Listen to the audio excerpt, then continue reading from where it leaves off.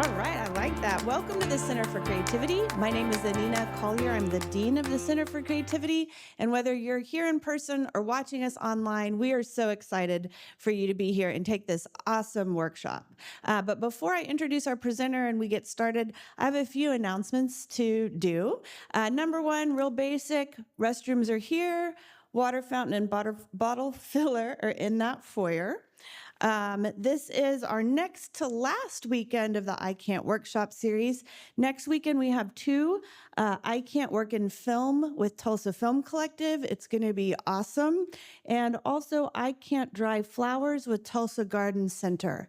Now, if you haven't registered for these workshops, both of them are full. But as you can see, unfortunately, we have people who sign up and don't come. So if you're really interested in this, I strongly suggest you go ahead and come. I can almost guarantee you'll be able to get a seat.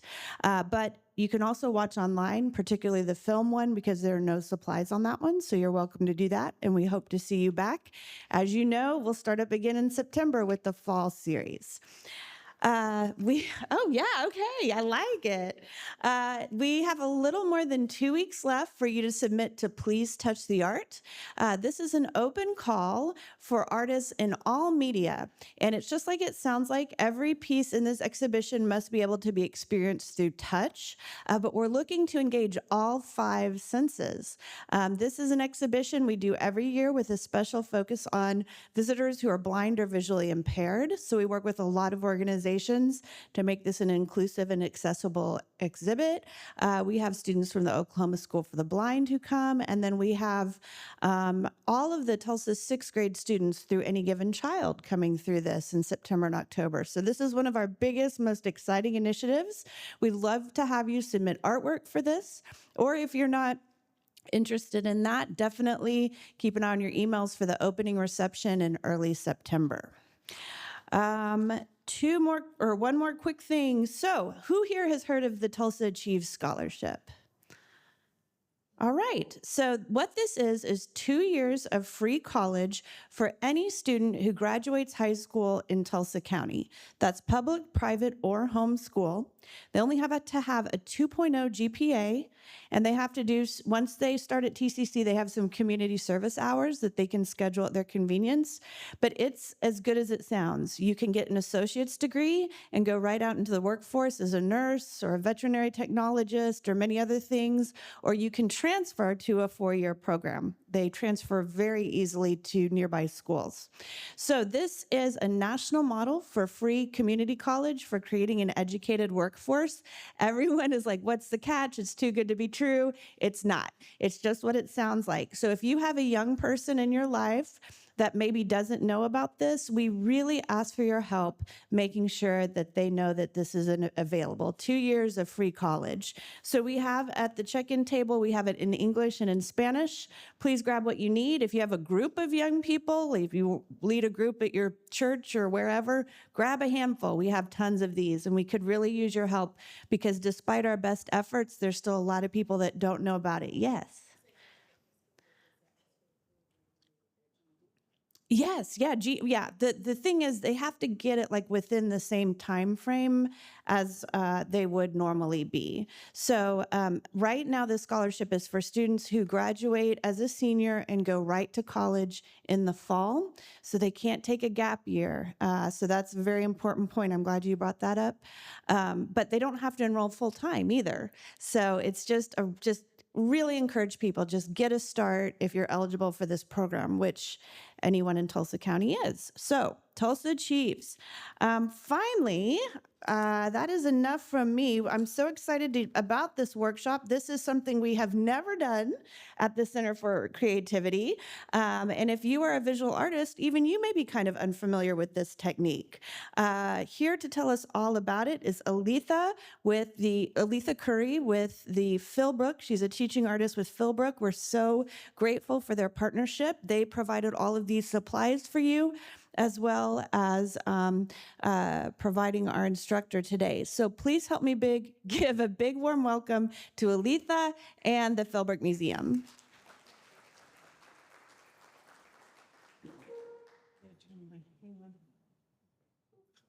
Hello? Okay. All right. My name is Aletha Curry, and if I'm going to move really fast, so if I do go too fast, or please just raise your hand and say, hang on just a minute, let me know.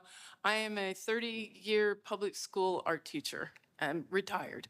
So color pencil is just something I've always loved, and I've been working on it. I actually took my first color pencil class at TCC. In continuing education, there was a gentleman named Don Pearson, who is a landscape designer in town, and I took it out of the Southeast campus, and that's where I fell in love with it. I was already using them, but not until I took a class with him, and it was amazing. And then the Turpenoid that we're going to use today, I love colored pencils, but the Turpenoid, it changes the whole ballgame with colored pencils. You'll move a lot faster. If you've ever messed with colored pencils, they're a little bit slow. You have to layer. The process is a little slow. This speeds it up, and we'll talk about that in just a minute. If you were here back in February or March, February, is that what February 18th. That was me. We did apples back then. If anybody was here for that, we did the layering and we did apples, okay? Colored pencil is always going to be layering. You are mixing your colors on your paper. You layer one color on top of another to get what you desire. The dark that you see up here, the big shadow, that is 16 layers of colored pencil to get it that dark. It was a kind of a high noon picture. It was a little bitty cactus blossom, like 2 inches, and a little tiny cactus. And I just kind of blew it up. And the original, I'll hold it up so you can just see the size here, but this is the original. And this is not with Turpenoid. Okay, that's why I brought it today, because I wanted you to see the difference. And let me put it back up so I can show you a couple things up there.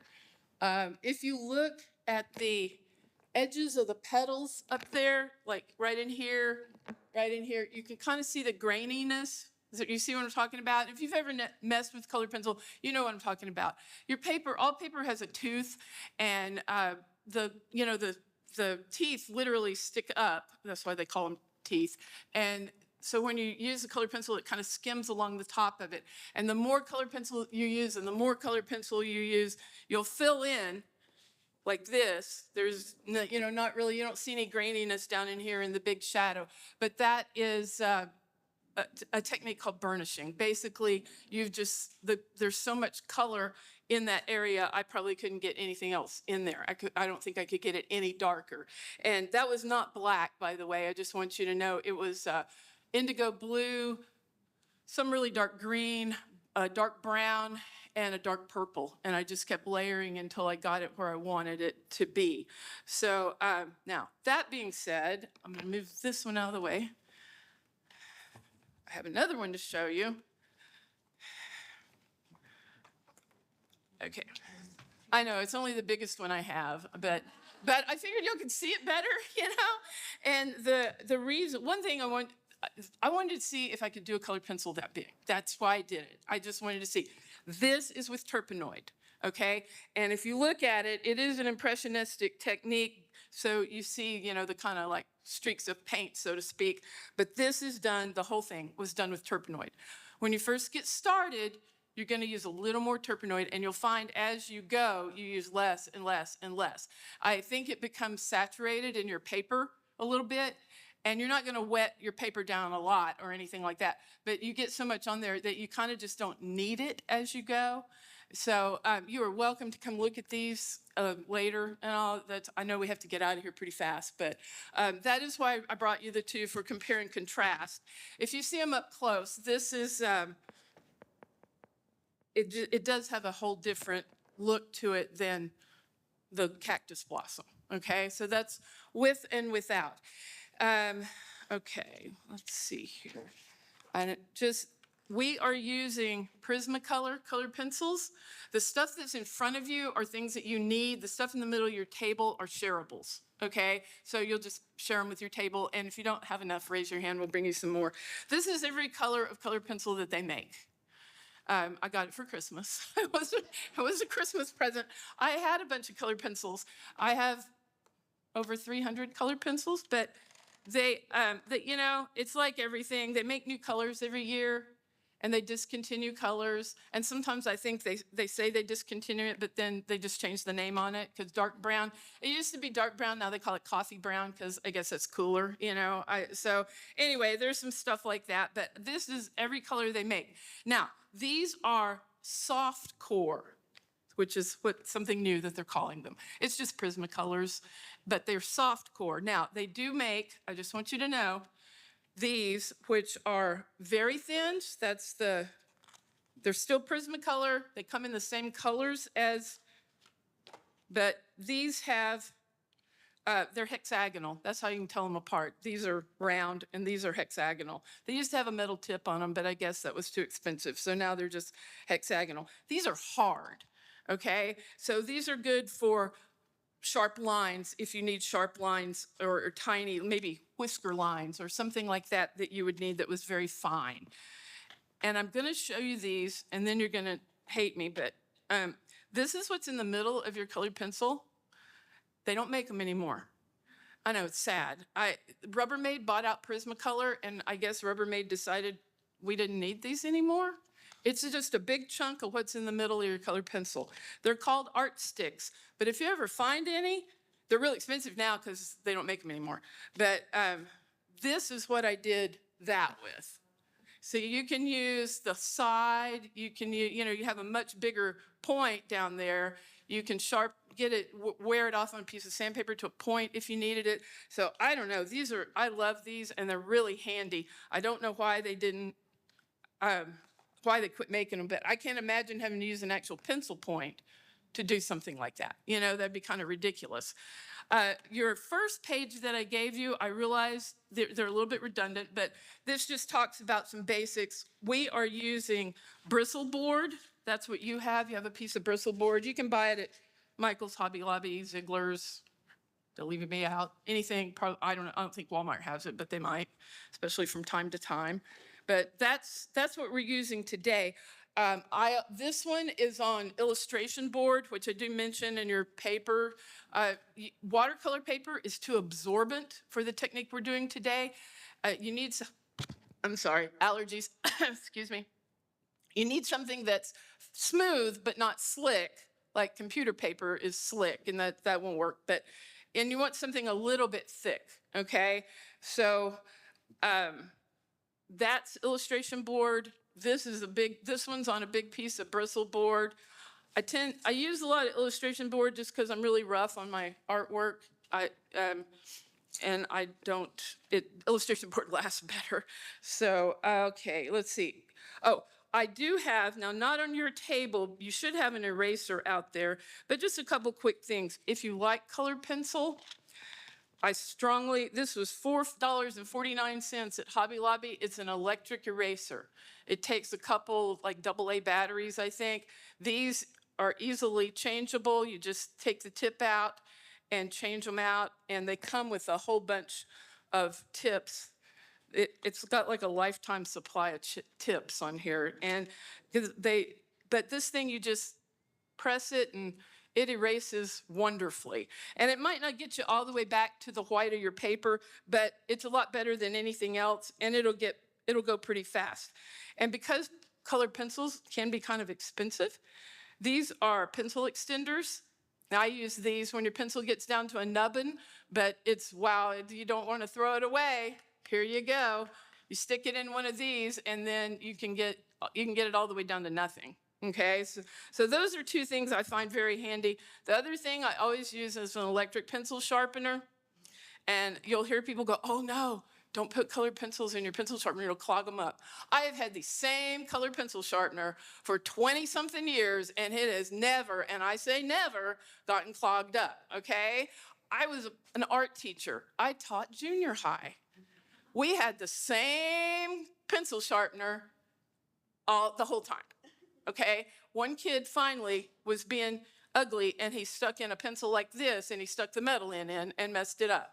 But it never got clogged up with colored pencils, and believe me, it got used a lot. Okay, so the electric pencil sharpeners this one's battery operated. It's my little travel one, but they're really good. Okay, all right. The first thing we're going to do is we are going to draw a feather. Now, when you draw in colored pencil, you want to use either a pencil or a colored pencil. Colored pencil is the best, okay? But draw it big. You have I think a 6x8 piece of paper. So fill up your paper, however, whatever looks good to you.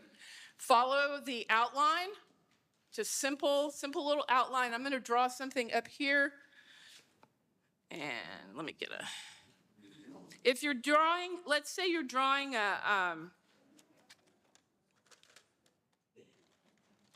I'm going to draw one up here also, but if you're doing a landscape, you might use, a light blue to draw with, something that you see a lot in your area. If you're doing okay.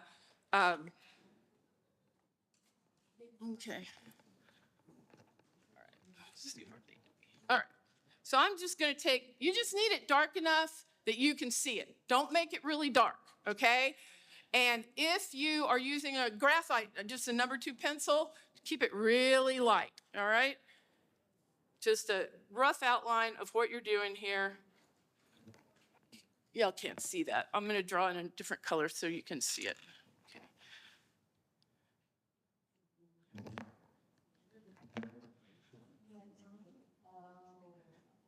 And I come down here and there's a little kind of break right there, so I'm just going to bring that in right here. I'm not worried about it being too perfect. And I'm going to taper off the little thing down the center. I'm just going to taper that up to the top. Don't worry if it looks 100% like your feather, just, those are just sort of a starting place.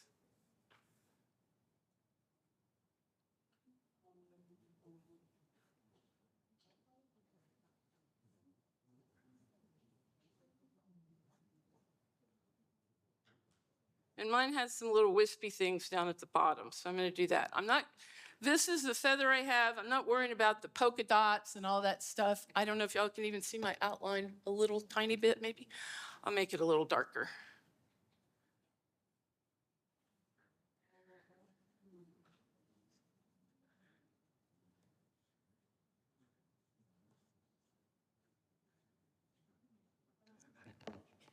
Okay, there you go. You can see that. Oh, sorry. So everybody have a rough feather now?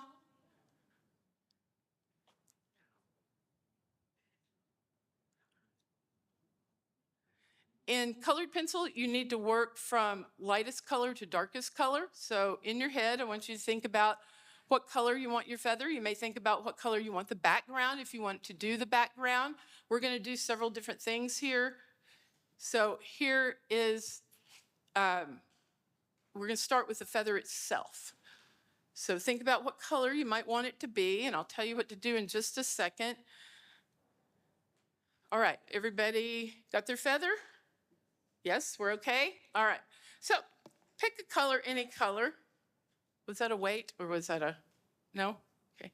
What, do you need something? I'm sorry. Oh, we have a few extras if you need, Yeah, raise your hand and we'll bring you some, we have a few extra colors.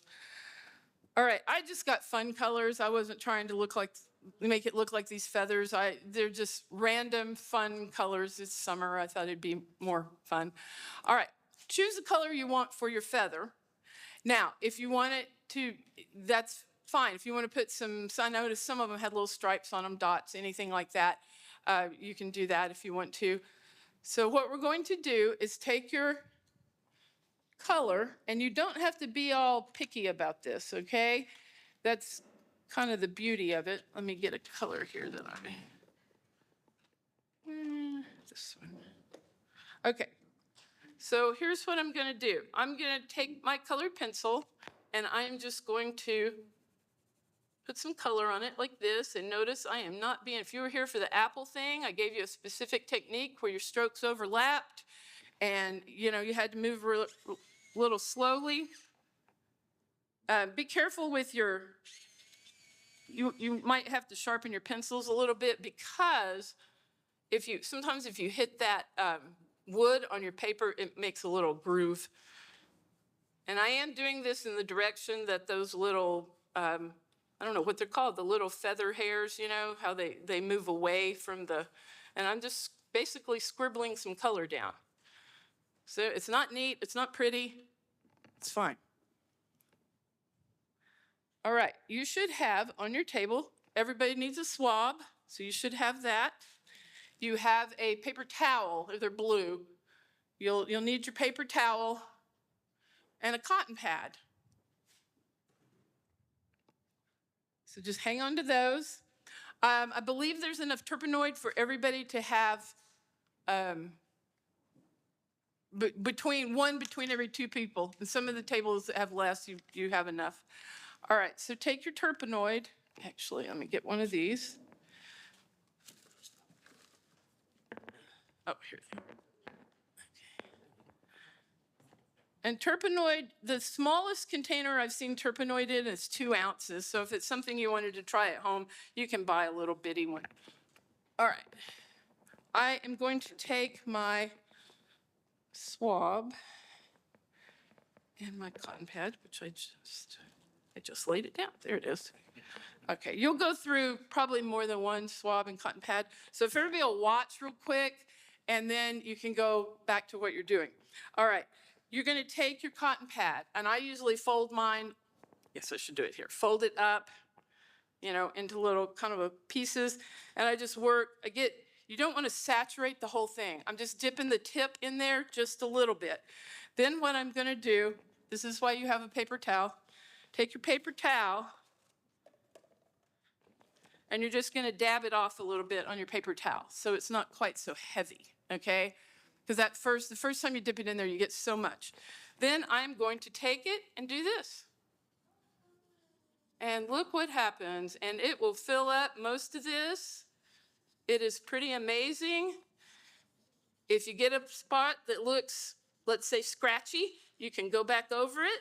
You can blend other colors in with it. I gave you a little piece of scrap paper. Eventually it gets too dry. Like right now, it's too dry, okay? If you have so much Turpenoid on your cotton pad that your color's looking really thin, like a watercolor wash, you got too much Turpenoid, and it's hard to say how much you need, okay? It shouldn't feel too dry and scratchy as you're moving it around, but it shouldn't be, it shouldn't make your colored pencil real light, okay? So I'm dabbing it off again. I got a little more Turpenoid, and I'm not even too concerned if I go outside the line. So I'm doing this other side. Okay. So you can also use your swab. It's just smaller, gets into smaller areas. And so either way, I'm gonna grab another color so that I can show you some color blending. And I will say, we did this in junior high, and I have never had anybody get a headache, get high, get anything off of this stuff. Believe me, I would know. They would have told me. So it's as long as you're in a well-ventilated space, you're fine, okay? Yeah, I think. You have a little test strip on your placemat, on your paper towel thing. This is just to test colors. So if you're not sure, well, what's gonna happen if I mix that with this? Try it on here before you commit it to your feather, okay? And then you, ooh, that was ugly, or you can, yeah, I like that. So that's what those are for. Now, if you wanna watch, I'm just going to go back right now and blend. That's a little dark. I don't like that. I thought it would, but I don't. So. Okay, so I'm going to use this purple here, and I'm just going to go up the side here to see what it looks like. I think I will like this. I'm just going to go down the side, and I'm going to fill in some of these little fuzzies down at the bottom. Okay, same thing. I'm going to take I'll use my swab this time. And with your swab, just barely touch the surface of your Turpenoid and tap it off on your paper towel. And again, and I'm going to blend it back into It's a back and forth sort of thing. It's just like layering with the apple. It's a lot faster. Those of you that were here for the apple know what I'm talking about. Or if you've ever messed around with colored pencil. But I'm going to pull the purple in just a little bit. And I usually take my swabs and all that, I'll save them to the bitter end. I'll use them, reuse them. I pull the cotton off of the swab so that you get to the fresh cotton underneath. So I am going to go back with this darker purple, I think. A little bit more. And I'm going to tell you, have fun with it. You know, get a color, find some colors you like.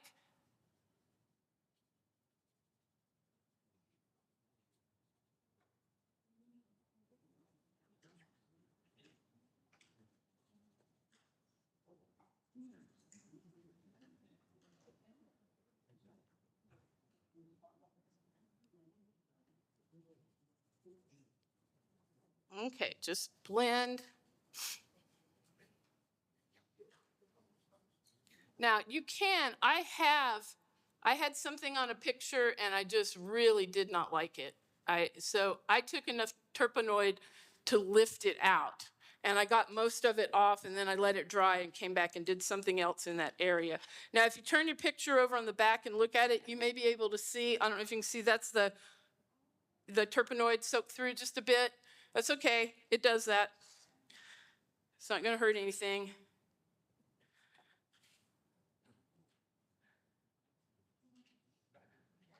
Okay, I'm gonna come around real quick and see how you're doing. If you have any questions, you can. I would put another color up close to where the rib is down the middle of the feather. I like turquoise and lime green, so I'm gonna go with a little bit of lime green in here just for fun because I want to, not for any other reason, you know.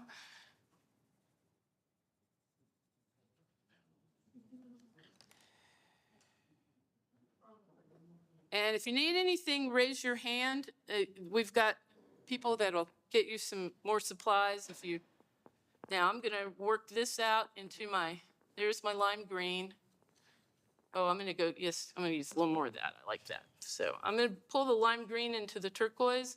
It's just like doing the apple. You're going back and forth, back and forth, back and forth with layering. So we're still layering, we're still working back and forth. Okay, but you can see how you create new colors with the half. Okay, good. All right, anybody have any questions? I'll walk around and let me turn this off. It is. No, that's a good feather. I don't have the right feather down here. No, you don't.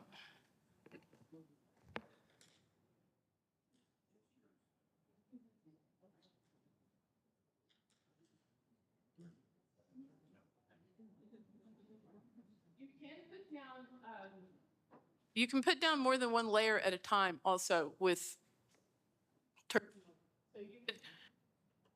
you could layer 2 or 3 colors and then hit it with Turpenoid if you wanted to.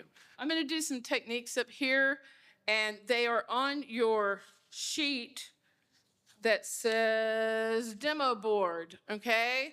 So usually what I have people do is create a demo board, and then you can have it in front of you and you can see all these different techniques. There is something that's a colorless blender that's made by Prismacolor. And it's like looks just like a colored pencil, but it has some kind of blender in the middle of it where the quote lead is. And you can use that on there, but it's not good for a whole picture. It's good for like some small areas, an eyeball, the center of a flower, some little touches like that. But otherwise, I would use Turpenoid. Okay, on your table, you have some masking tape. So if everybody will get like maybe a 1/2 inch of masking, you don't need much. If you'll tear, I didn't put a lot out there, but if you tear your piece of masking tape into like 4 pieces, and we're just gonna use a little bit of masking tape. Now, the thing that's good if this is the blue painter's tape, you can cut this into shapes. So if, let's just say, for some reason you wanted a heart shape or a leaf shape or anything like that, your masking tape, you can cut into a shape that you might need. Right now, we're just going to stick it down. I'm going to put it right here, like so. This is sort of, we're making a feather, it's feather, but it's a demo board too. So, okay, I'm going to use this purple here, and I'm going to go right over it, just right around it, like so. This is a useful thing to know. It doesn't really, you don't want to stick the tape on, say, something that you've already colored, okay? That you don't want to do that because it might pick your color up. But now I'm going to hit it with Turpenoid. And then I'm going to peel my tape up, and you'll have a clean spot. So that can be a useful thing should you need it. And like I said, you can cut it into shapes and do all kinds of things with that. Yeah, and there is some stuff called Mascoid. It's a masking film. I don't use it. It can cause some real heartaches. Supposedly you put it down, you let it dry, you peel it up. I've had it peel my paper, all kinds of stuff. I don't like to do that. This halo that you see around this, it'll go away. So if yours has a halo effect, that's all right. It will go away. Just stick it anywhere you want to. Just take the like a little 1/2-inch piece of tape and stick it down. I'm going to put mine back where it was. It was right here. And then do your colored pencil around it, and then peel your masking tape off. And you have a clean spot, which you could do a lot of, it depends. You know, it just depends on what your picture is and what you're doing as to how you might like this. Now I'm going to use my little scrap piece of paper here. You have a little scrap piece of paper, and you can tape this down, or you can just hold it with your hand. I'm going to take this, and what I'm going to do here is I'm going to use the colored pencil again. And this is really good for, I don't know, bushes and mountains, and because you can tear your paper, and you can use cardboard, scrap paper, you know, this is nothing. You don't have to have bristle board or anything. And I'm going to leave it right there. And again, I'm going to hit it with some Turpenoid. And while I'm thinking of it too, some of your colors there. And then again, I have a clean spot, but it has a texture to it. And I could keep going on down. I could get a different color and then do it again.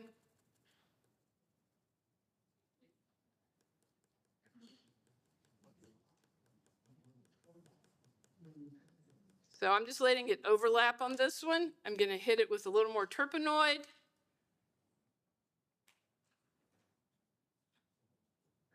There you go.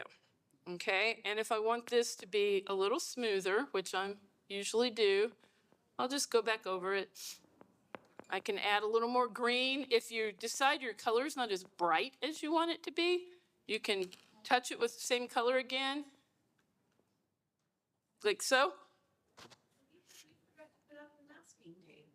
I gave everybody masking tape. There's some on every table. Yeah, I tried to put 2 strips on. If you need some, holler. We'll bring you some masking tape. Like a 1/2 inch is good, you know, an inch, something like that. It's just a bunch of things that you might not think about. You know, it's the same technique. You're still using your Turpenoid and all. It's just things that you might not think about doing these. So some people do them with watercolor and things like that.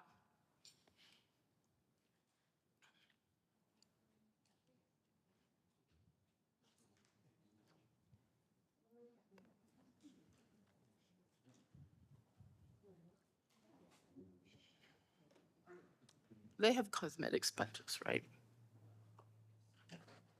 Oh, okay. All right. All right, on your table, you should have a couple cosmetic sponges. You'll have to share these, but there should be a couple on your table. And let me see. I don't think I have one.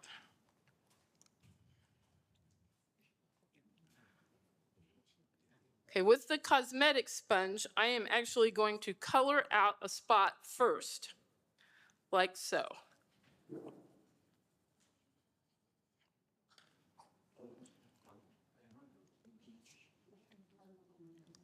I need a. Could I borrow? I'm going to borrow this and bring it back. I promise. We don't have very many of these. Okay. All right. You're going to take your cosmetic sponge, and I am just going to barely get the tip of it in here, like so. I'm going to blot it off. And you can take these are really good for rocks, or like I did an aquarium scene, and this is how I did the rocks at the bottom of the aquarium, was with a cosmetic sponge. You put it down and twist, and put it down and twist, and you can get, I'm going to put some more color down.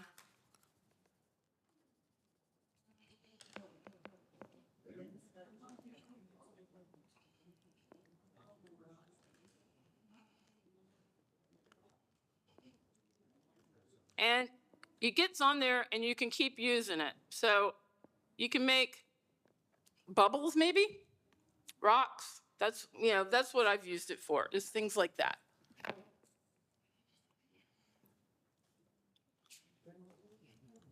And there's different, you can cut the cosmetic sponges. You can buy them in different shapes. They're not expensive. All right, the next thing we're going to use is, on your table, you should have some small pieces of sandpaper. And honestly, you could rip those in half. You don't have to have the whole thing. I'm going to borrow one of these and I'll bring it right back. And you should have a couple paintbrushes and a toothbrush.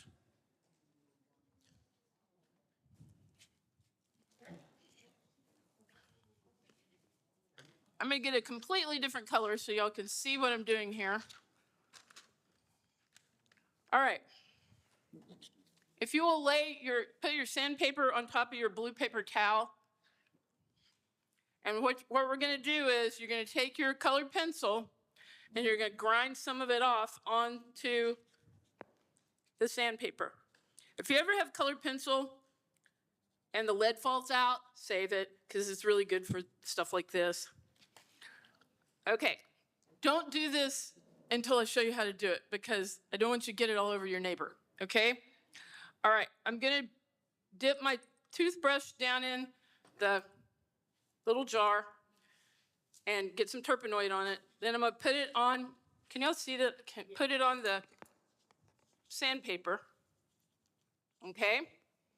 And then you can hold it to the side so you don't get your neighbor, okay? But we're going to splatter. I'm going to need some more color for this. This is really fine. There it is.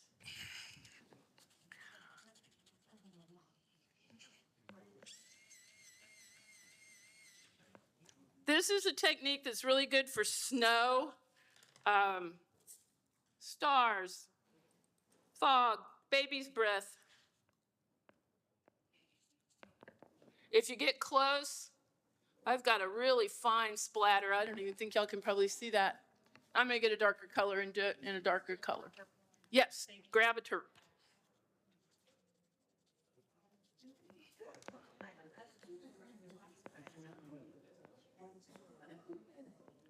Okay, I don't know if y'all can see that up the side right here. Okay, if you get more, the more you get on there, the bigger your splatters are going to be. And if you hold it back, you'll get, it won't be as thick.